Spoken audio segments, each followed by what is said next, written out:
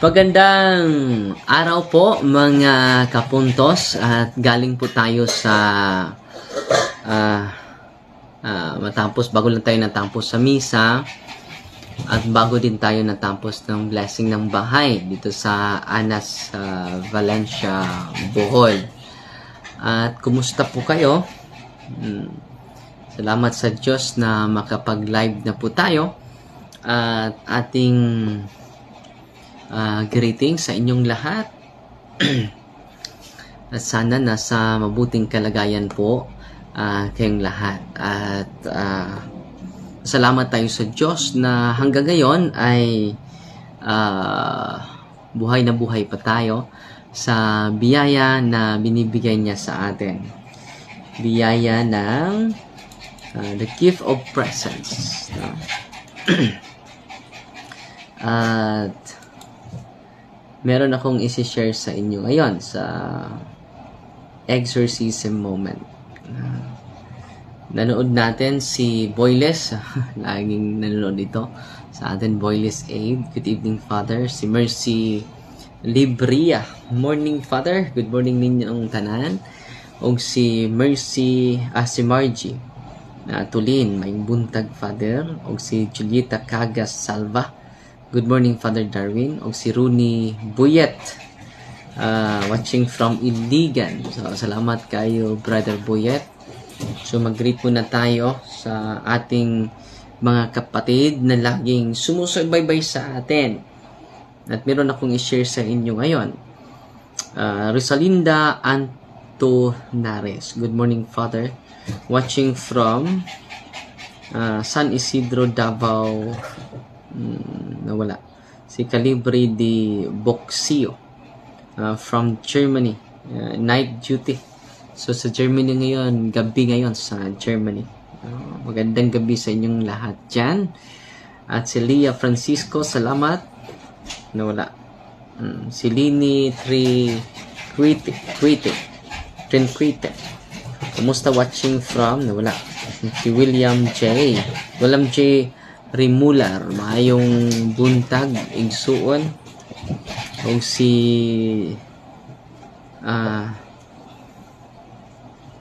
Ana May Milano Rimulta sa Luna, Kapalong, Davao del Norte. Si Sonia Soliano nanonood sa atin. Si Queenie Galigaw. Good morning, Father Darwin. So, good morning sa inyong lahat po. Si Arlene Kuyuka, si Milani Liutan nanonood sa atin, at si Amy Zamora, Tony Parker, si Filma Lagoy, Maribel Balinas, si Lynn. So, daming nanood natin ngayong araw na ito. So, recognize na natin yung mga laging sumusubaybay, walang sawang sumusubaybay sa ating programa dito sa Facebook.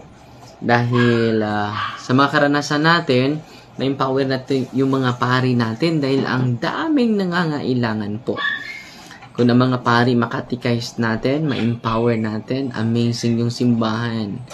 Dahan-dahan na babalik. Tumatawag sa atin si Ate Agnes from Davao.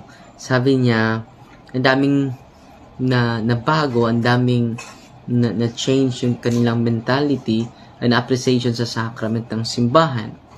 Naka-appreciate na sila sa ministry ni Cristo, lalo na sa pagkapari ni Cristo na nasa kaparian natin.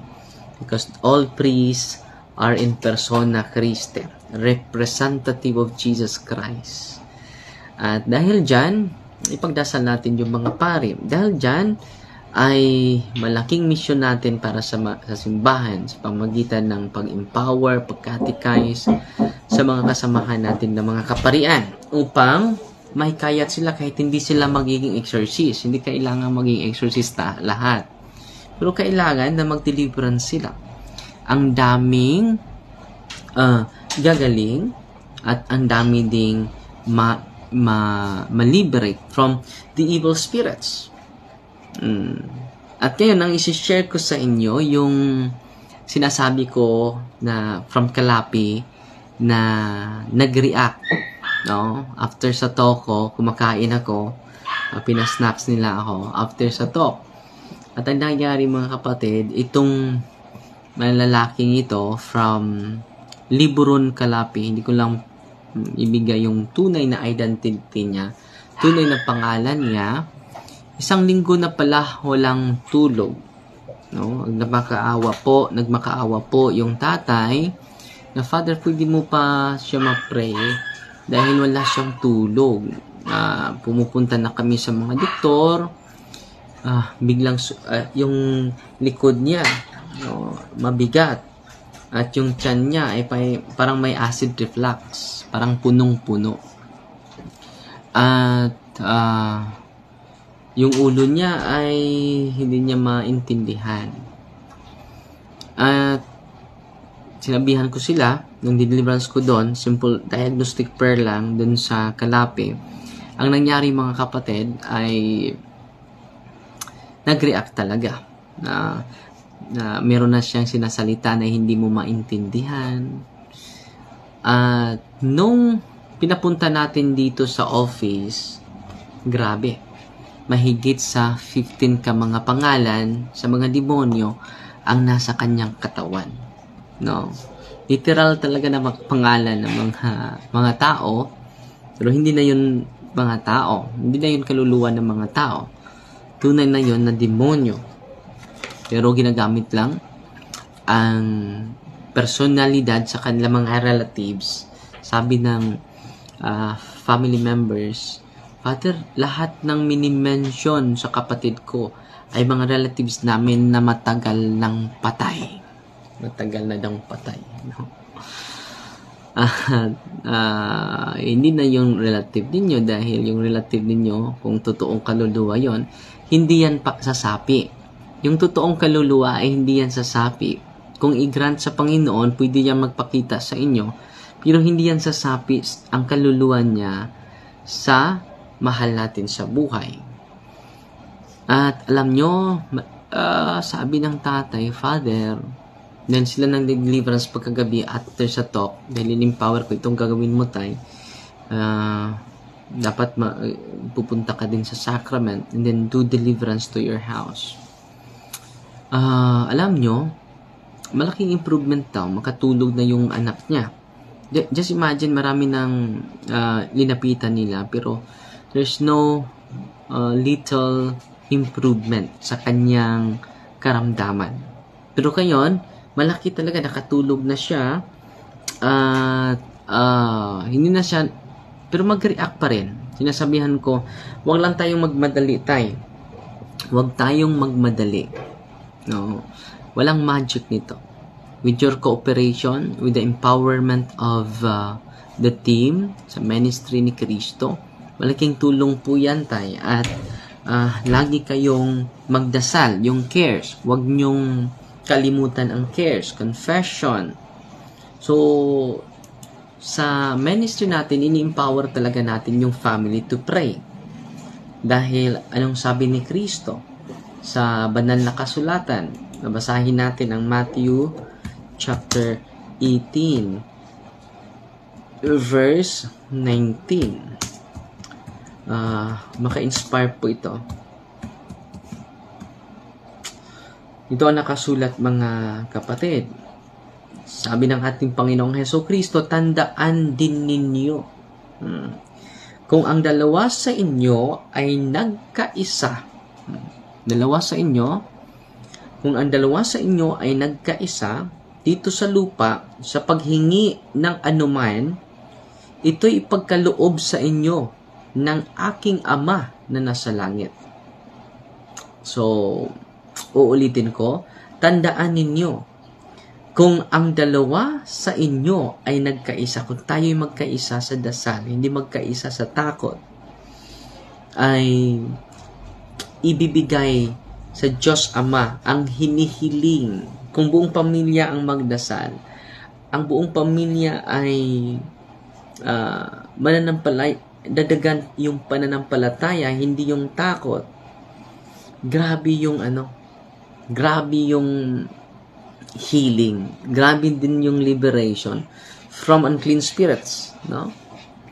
At ini-empower natin yung tatay, yung mga magulang, to cast out the unclean spirit in their house by virtue of their baptism, by virtue of their sacrament of confirmation, by virtue of the sacrament of confession, by virtue of the sacrament of the Holy Eucharist. Kung natanggap nyo ito, at the sacrament of, kung nag-live-in kayo, magpakasal kayo, sacrament of matrimony, kung itong mga sakramento ay natanggap ninyo at na-renounce ninyo lahat ng mga occult involvement ninyo, ay malaking tulong talaga yan. No, malaking tulong talaga yan, no? Sa bawat isa natin. Sa bawat isa natin. Dahil yung tatay, sabi niya, Father, ang totoo, itong pangyayaring ito, matrace pa sa grade 4 pa siya, paulit-ulit, pabalik-balik yung karamdaman niya. Hanggang ngayon, mga 20 pataas na yung edad niya, ito pa rin yung naramdaman niya. No? Pabalik-balik. Alam niyo, nung tinanong ko siya, kumusta yung likod mo? Father, mabigat pa rin. So, kumuha ko ng holy and exercise oil, pinahid ko dito sa likod niya, nag-react. Grabe. Parang hilipad yung niya, shoulder niya. Yung ganito. And then, grabe yung reaction niya. Grabe talaga. Yung likod niya, linagyan ko ng Benedictine cross. At sabi ng tatay, ngayon ko lang nakita yung anak ko na nag-react ng ganito. So, ang mga demonyo ay hindi makatago sa prayer ng simbahan. Take note ha. Ang demonyo ay hindi makatago sa prayer ng simbahan. Alam nyo, ang ini-exercise ko kahapon, mga 5 o 6 po. Puro nang react. Puro nang react. So, ito muna ang isi-share ko sa inyo. So, ini-empower ko yung tatay. Huwag kang matakot, tatay. Tulungan nyo po ako. Tinutulungan ko na kayo through empowerment. Sinishare ko yung prayer ng simbahan. Hindi ko pinagdamot yung kaalaman ko patungkol sa prayer ng simbahan. Dahil hindi nyo man ako kasama lagi, pero kasama nyo lagi si Kristo. Sa pabagitan ng pananampalataya ninyo na natibay na, tumitibay na, at naging malakas na yung pananampalataya natin, ang daming magamot ninyo. Ang dami ding maliberate ninyo ng mga spirit na sa bahay ninyo at lahat ng mga occult objects. Yung mga orasyon. So, ang daming mga orasyon na surrender sa ating dahil pumunta kami nag-blessing kami, nakadaan kami sa office ngayon, ang dami ng mga tao. So, dito mga kapatid, uhaw na uhaw ang mga tao. Saan sila? Humuhugot sa kanilang lakas, doon sa kanilang orasyon, doon sa kanilang anting-anting, doon sa kanilang amulets. So, dapat huhugot tayo ng lakas. Huhugot tayo ng kapangyarihan. Hindi sa mga amulets na yan. Hindi sa mga habak na yan. Hindi sa mga orasyon na yan or mga anting-anting na yan. Saan tayo huhugot ng lakas? Kay Kristo. Saan natin makukuha yung kapangyarihan ni Kristo sa pamagitan ng kanyang mga sakramento? He established the 7 sacraments. He instituted the 7 sacraments. Kaya nga, doon tayo huhugot ng lakas. At sa official prayer ng simbahan, yan ang gagamitin natin. Yung mga tatay, grabe yung kapangyarihan ng mga tatay. Kung nakatikais lang natin, si tatay. Meron akong binibless na bahay ngayon, yung tatay nila, ay na-brainwash sa mga kulto. Taga Mindanao sila Na-brainwash sila sa isang babae na founder ng isang kulto doon. At yung kanilang tatay ay hindi na, lagi na nandun sa sa grupo nila. At hinuhukhukan siya ng mga pera. Hinihingan sila, panggasolina, at ang daming hinihingi. At dahil yung tatay niya ay very devoted, very faithful, sa kaalaman na sinishare nila. So, naging fanatic yung tatay nila. So, mas malaki pa yung oras niya dun sa grupo nila kaysa kanyang pamilya. So, yan po ang nangyari mga kapatid. Pero, sa awa ng Diyos, ay naliberate naman. So, mag-ingat po tayo sa mga grupo, mga religious group, na magpakilala na meron silang gift, no? Pero mag-ingat kayo. Ang daming na biktima sa hypnotism po. Totoo na may hypnotism. It is not from God. Yung kapangyarihan nila is not from God. It will lead us to fanaticism. Not authentic faith, but fanatic faith. Fanaticism. Kaya nga, nagtayo na sila ng isang grupo. Dito na tayong magtira, dito na tayo mananahan sa lugar na ito dahil ito lang ang lugar na makahatid natin sa langit. So, pangakuan ng langit. Sino bang hindi susunod dyan? At meron pa silang extraordinary gift. So, mag-ingat po kayo mga kapatid. The church doesn't promote fanaticism but authentic faith. Kaya nga, kung bumunta tayo sa mga lugar, ang daming lumalapit sa atin, Father, i-heal mo kami. Hindi ako magsagawa ng healing sa mga lugar, sa mga parokya na pinupuntahan natin. Bakit? Hindi po nakasentro sa akin yung healing eh.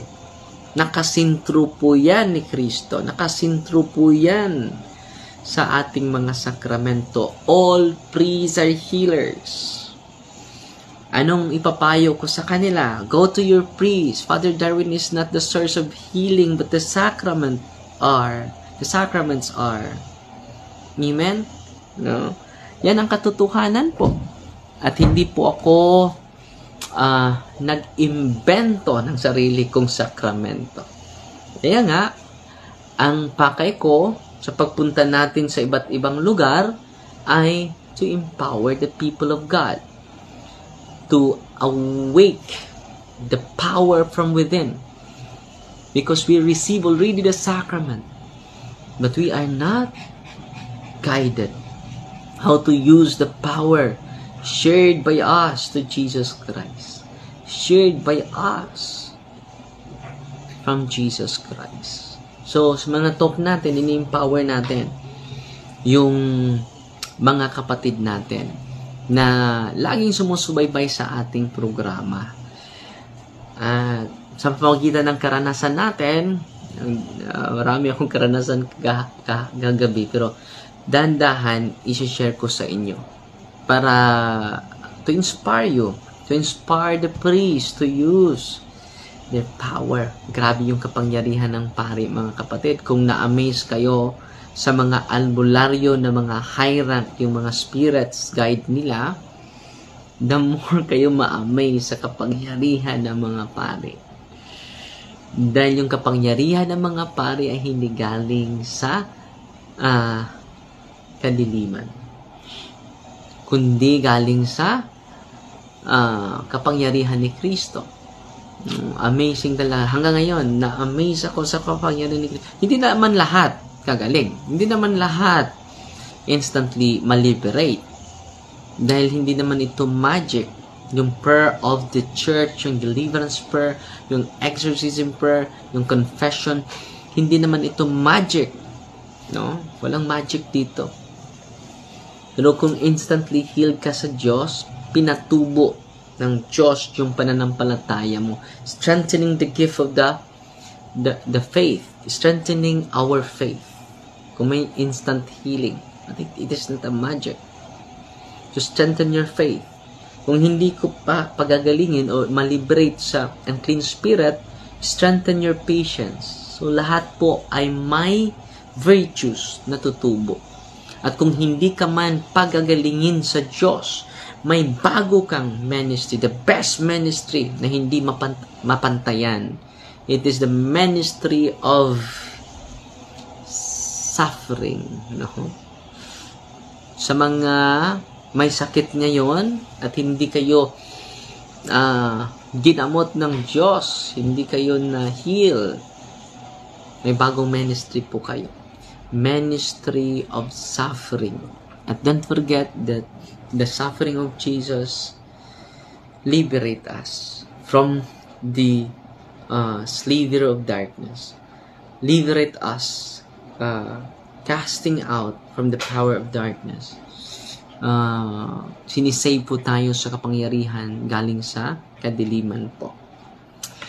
At magbasa tayo ng ilang mga komento, mga kapatid. Si Corazon Villazon, Cubihano, nanonood sa atin. Pasensya po, hindi ko mabasa. Magbisita po tayo sa Bugo City this coming December 23 po. December 23. October 23. At October 24 hanggang 26 na sa Masbate po tayo. At sa Dumaguete sa October 28 po. Halos isang linggo tayo wala sa parokya. Pasensya na po dahil gusto nilang ma-empower yung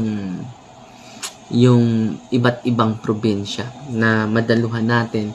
At salamat sa Diyos na meron ng mga pari na encourage, na empower, lalo sa Davao, si Father June, na willing na din na susuporta sa ministry ito. So, marami na din tayong matulungan. It is not my ministry, it is the ministry of Jesus, by the way. At si Murphy Alo, nanood sa atin, si Zita Ronnie, si Lida Dolores, Marlita Orteri, si Ate Lorlene, no? Mejorada, magandang umaga sa iyo, Ate Lorlene. Si Randy Famulagan, si Irene Sepp, Itino Banaag, lagi itong sumusubaybay sa atin. Marivic Villagon, wala. Wala yung mga, ang daming nagko-comment, almost 300 na yung nag-comment sa ating live.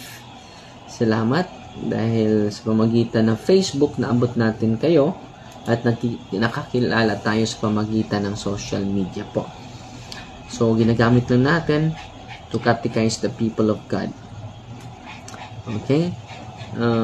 Si Angela Lipora, si Annie Pedrena, si Lita Cisniro, nanood sa atin, si Annie Pedrera, Prima Gozon, Gail Spinaso, nanonood sa atin, at si Ahera Agabay, nanonood sa atin, si Liaan, si Lourdes Baluro, Fernanda Abilia Alpas, nanonood din sa atin, si Rimrim Goodnalok, salamat. So, binabasa ko lang yung Gisa Usol, no? Si Irene Beniga, nanonood sa atin, si Ronnie Buyat, si nawala Gina, nawala din, si Len Christopher Largo, si Isa Tahad, no? Salvena Inita Lina, Ili Marie Estro, lagi itong nanonood sa atin, si Maripe Dalapo, si Salus Tia, nawala, Brother Marlon, si Ariel Suway Bagyo, nanonood sa atin ngayon, at si Lian Mantua, si Marlon Nandu, bumalik na naman, no? Si Zel Avid, Sensya, naputol na brown out at hindi bumalik agad yung ating live. Pero dito na yung gamit natin, si Sonia, nawala. Si ang dami Lourdes Baluro, si Janfield Dimasuhid. So almost 400 na ng comment natin sa ating live, mga kapatid.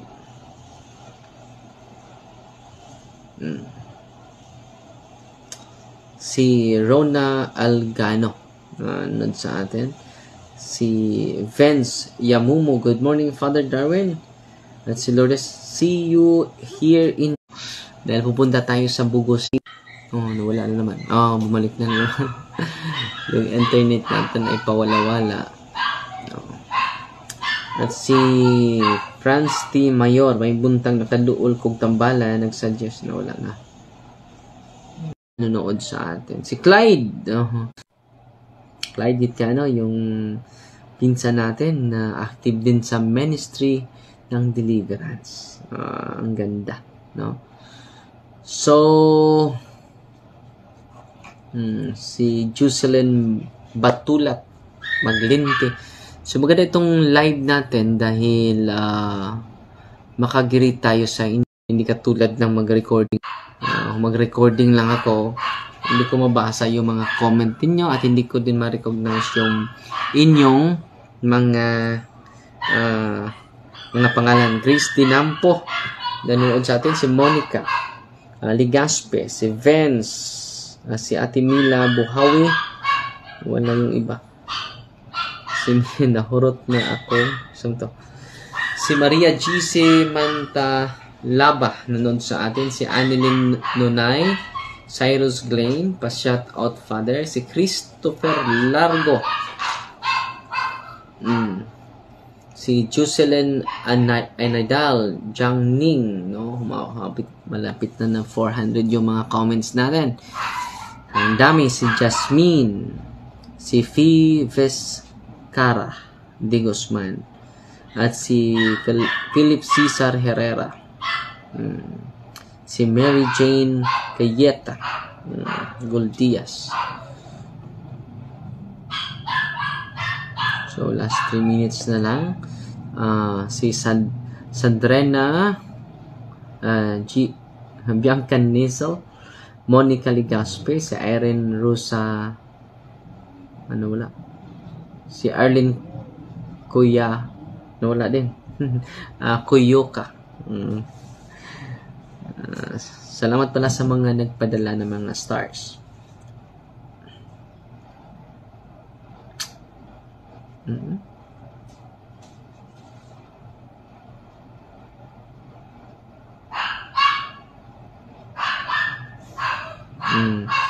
Si Ralph nag-comment sa atin. Si Ralph Elnas Donaire. Father Darwin na ay nasudlang silingan namo, Father, babae student diri sa Cebu City. Isog kaayo ni Jude Asap. So, anong gagawin ninyo? Kung wala kayong prayer book,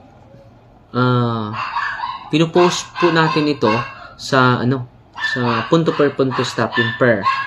Ninyo yung, kung in case of emergency mga kapatid, nagpa-bless kayo ng mga sacramentals, dapat nandyan, bawat pamilya may sacramentals. Bawat pamilya kailangan na may sacramentals po. In case of emergency, katulad nito, tinanong ni Ralph, mas mabuti na ma-pray sa prayer ng simbahan kaysa mapunta sa albularyo, di ba? So, dagdagan nyo yung kaalaman nyo. Malaking tulong talaga ang knowledge because knowledge is power. Knowledge is power. Isa sa mga ine-exercise ko, sabi ng mga demonyo, kung ang mga tao ay may kaalaman, matatakot na sila. Sa mga walang alam, wala silang takot. Wala silang takot, mga kapatid. Hindi sila natatakot. So, totoo talaga yung kasabihan, knowledge is power. Knowledge is power po talaga. At yan po ang katotohanan, mga kapatid. Knowledge is power. At kaya nga, hinihikayat ko kayo ngayon sa live natin. At huwag kayong mag-alala dahil sa pamagitan nito may power kayo. So, ginagamit natin yung social media para sa mga talk natin na hindi kayo makadalo ay sa pamagitan nito, may power po tayo. Ma-encourage po tayo. Instead yung orasyon ninyo, gagamitin ninyo. Kahapon may ganito na pamphlet, Dito yung pamphlet, parang aklat yun sa mga orasyon. So, lahat ng mga orasyon against sa mga mangkukulam, mambabarang, nandun. Sinusurrender na po ng kapatid natin. Kahapon pa yan. Sinusurrender, ang kapal ng aklat niya. So, nandun lahat. Protection against sa mga mga mangkukulam, mambabarang nandun. So, anong dapat gawin ninyo? Dapat gawin natin is kailangan talaga natin na madagdagan yung kaalaman natin patungkol sa ministry ito dahil ng vacuum po ito. Ng vacuum talaga. So, maraming salamat sa inyong walang humpay na pagsubaybay at salamat din sa Diyos na nakabalik na tayo sa pagla-live dahil pagsisikapan natin basta bakante lang yung schedule natin na makapaghatid sa inyo ng magandang balita po. At ito po ang magandang balita na isinishare ko sa inyo. So, yung pamilya nila, yung sinishare ko sa simula sa programa natin ay nabuhayan na ng lakas, nabuhayan na nabuhayan na talaga ng panampalataya dahil malaki yung improvement ng kanilang anak. Pero patuloy pa natin siniseries yun dahil hindi naman magic ito at ang conversion sa buong pamilya ay malaking tulong talaga sa liberation and complete healing. At sabi nga, gumagaan talaga yung pakiramdam ko, yung pasyente. Amen? So, sana ma-empower natin yung mga kaparian na nakikinig ngayon. Ang dami na talagang pari na-educate, na-catechize din. Dahil hindi po ito tinuturo sa seminaryo natin. At very essential po ito sa buhay ni Kristo. Ministry of preaching, 3 po yan. Ministry of healing, ministry of exorcism. Nakafocus lang tayo sa preaching Lagi lang tayo nagtuturo. Nawala na yung ministry of healing. Ministry of exorcism. Yan po, nakasulat po yan sa Biblia. Sabi ni Kristo, pupunta kayo sa iba't ibang bansa at isiwalat ninyo yung katotohanan, magandang balita, at gamutin nyo yung mga may sakit, at palayasin nyo yung mga demonyo. Yan po ang ano ni Kristo sa atin. Sugo ni Kristo. Sad to say, nag-focus lang tayo sa ministry of preaching. No longer in healing. Sino ba yung mga sikat na healer? Hindi na pari. Dapat manoon ng mga healer pari at tayo sa pamagitan ng mga sacramentos ng simbahan. So, Fighty Maria, tatak safety with a humble heart po. God bless. Magandang umaga po sa ating lahat.